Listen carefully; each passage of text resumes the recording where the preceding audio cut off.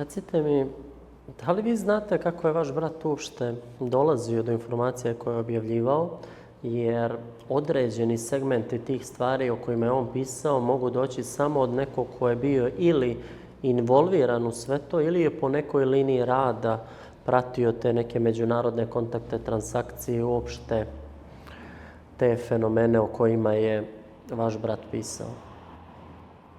Meni je rečeno, i ja sam i to istraživao, da je njemu informacije, on ima informacije sa raznih strana, ali da je on išao 2 dana nedeljno kod Radovana Aleksića, koji je bio, Duško je bio inače rezervni oficir, bio je sa njim,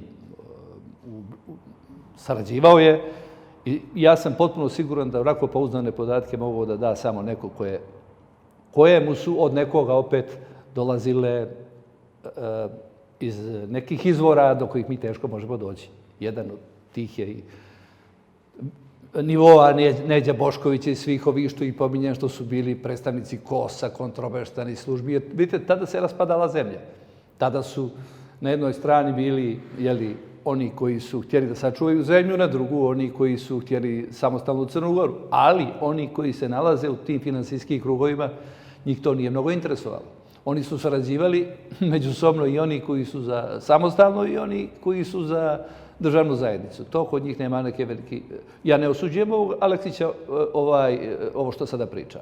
Ja samo imam pouzdan podatak, a moja želja da se nekad sretnem sa njim nije ispunjena s njegove strane, naravno. Dakle, vi ste pokušali... Da, ja sam pokušao i s Dakom Davidovićem da pričam. I s njim. Neki susreti sa mnom nisu bili ovako predusretljivi.